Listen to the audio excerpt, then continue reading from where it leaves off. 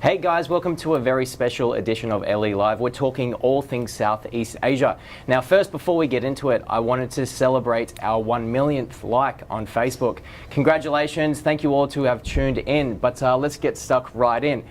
Today we're joined by two travel experts, Mr. Miyagi himself, Mr. Paul Gorman, welcome. Trent, thank you. And our travel expert, Charlie Ridout from Complete Travel Marketing, welcome. Thanks, Trent. Now Charlie, just a few questions. What is it that you do and what's Complete Travel Marketing? So we're a sales and marketing representation business, and we're based in Sydney, and we look after the Australian and the New Zealand markets, and we're really like the hotel's sales and marketing office here in Australia. So we have 19 clients who are, nearly all of them are in Southeast Asia, and our job is to market and sell to the Australian public through whatever means we can. Great. What kind of brands do you represent? So quite a few brands. So our biggest brand in terms of number of hotels is Centauro Hotels and Resorts, which is a Thai company. One of our favourites. Absolutely. And then also we have Banyan Tree and Angsana in Vietnam. We have Park Hotel Group in Singapore and China and Hong Kong. We have Cape and Cantry Hotels in Thailand. And we have a few other boutique brands there. And we've got a new hotel opening in Hong Kong. And we have another hotel in Anvar in Bali. So we've got quite a few, quite cross-section. Yeah, you cover pretty much all of Southeast Asia. Yes, yeah. Exactly, yes. So anywhere in Southeast Asia, pretty much, we can find something, family, couples, honeymoon, boutique, whatever people want. Great. Now, you've both been brought in because you are the travel expert. So tell me, what are some of your favourite countries in Southeast Asia? Well, I'll go first if you like. Charlie and I think, started in the industry about 10 years apart, because he's much younger than I am. But we both probably met over Hong Kong, really, as our original destination. Yeah. And I spent a lot of time working in that region. Hong Kong, well, not particularly based in Southeast Asia, still probably my favourite Asian city per se, but Southeast Asia as a destination, you go from Indonesia, Malaysia, Thailand, right through that archipelago, the Philippines, and so there's so many different varied destinations you go to. So it's hard to pick just one. Yeah. But I would probably say, in my experience, Thailand, because of its diversity of content, from the big cities, beaches, food, culture, probably gives, for me, ticks all the right boxes. But you could say that about Indonesia and Malaysia as well. So they're all up there. Yeah, I agree. I think just with Southeast Asia in general, it's just such a diverse mix, whether it's food, culture, beach, sun, surf, it's you've got kind of everything. So what about yourself, Charlie? Yeah, similar really. I'm a big Thaiophile, so I love Thailand. There's so many places like north to south to go. Food is amazing. The people are beautiful, and great value. I think that's one of the other big things, which obviously every Australian likes to see. Vietnam too. The beaches and the culture and the food again in Vietnam is amazing. But certainly you can go to either of those two countries and have a totally different experience in different parts of the country, really. Yeah, I think that's important. Just talk about the value of Southeast Asia. The Australian dollar does go a long way. It doesn't matter really what country you're in. Vietnam, it's such great value. We had a holiday up there late last year. My wife, two kids I took. And we were eating out for $60 a night, great food, a few drinks and so forth. And that's not scrimping, so great value. Yeah, I agree. And now, as always, we'd love to hear your feedback. So feel free to post on the comments section any tips or tricks. And gents, that leads me to the next part of the segment. What are some of your tips through travelling through Southeast Asia? Well, I reckon always the first thing before you go on a holiday, and you could probably take this anywhere, is actually really do a list of what you want to get out of your holiday. So create the must-dos, and the other ones I'd like to do, and the other one, if I'm around, I can do that. So your A, B's and C's of a holiday. And then you marry up what destination you want to do. Like if it's just a flop and drop beach holiday, you can pick pretty much any destination in Southeast Asia, and they've got great beaches. Yep. In fact, I'm yet to see a bad beach in Southeast Asia anywhere. So that's pretty much a given where you're going to go, whether it be Langkawi in Malaysia, whether it be Hoi An, Da Nang in Vietnam, whether it be Koh Samui in Thailand. You're always going to get a great beach. So then it comes down to, okay, what sort of food do I like? What sort of culture? If I want to go shopping, or whatever it may be. So they're the things I always look at. and then work it out from there. Now, Paul, there's a lot to do during the day, but tell me, what about the nightlife in Southeast Asia? What do you get up to? Well, generally go and find. That's a good question, Trent. Thanks for asking.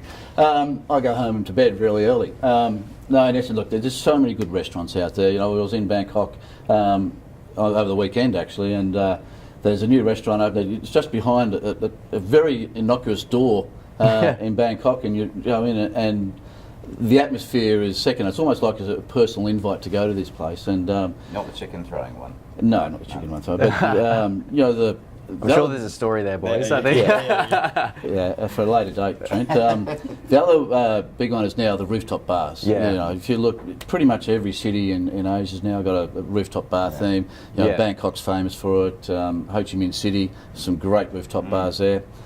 Singapore's moving into that area, and KL. So again, it depends who you're with. If you want to go for a good family value meal, every place in Asia's got that. If you're going out with a couple of blokes, there's always some fun to be had.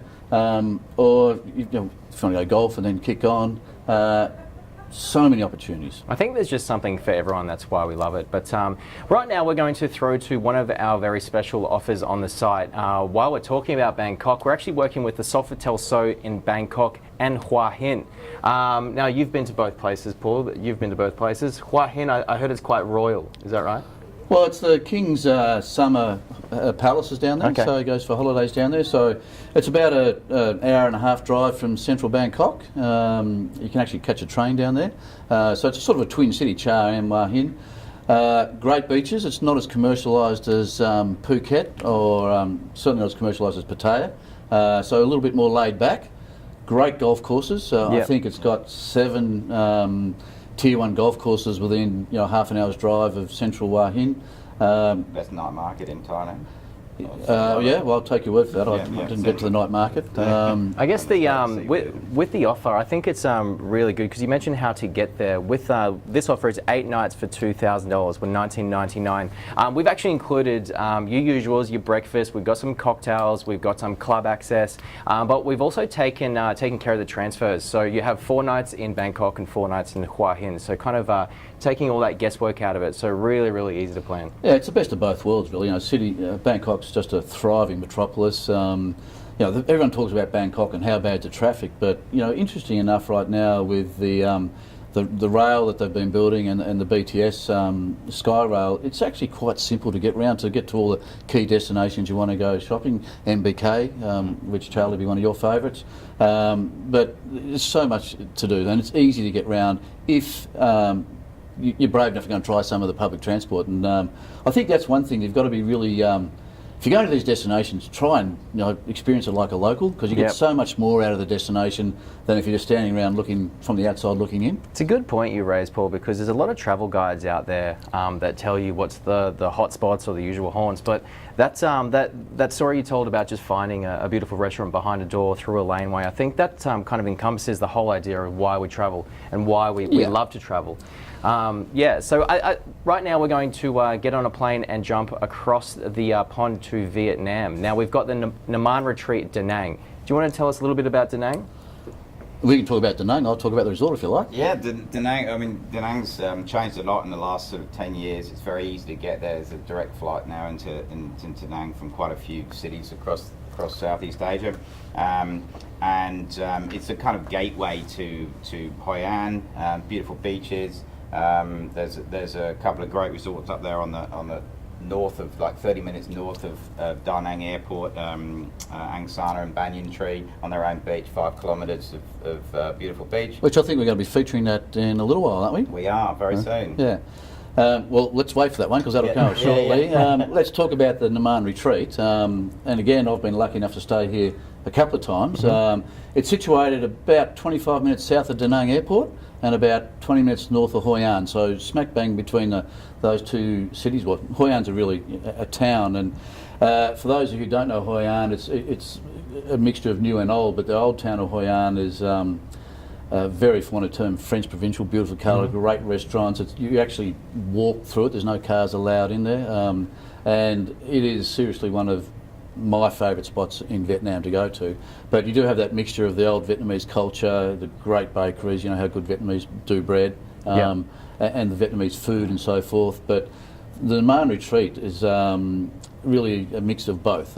It's right on the beach, and do yourself a favour, I don't want to sound like Molly, but step out there. The beaches there are fantastic, you know, crystal clear, white sand, one of the best infinity pools you ever see.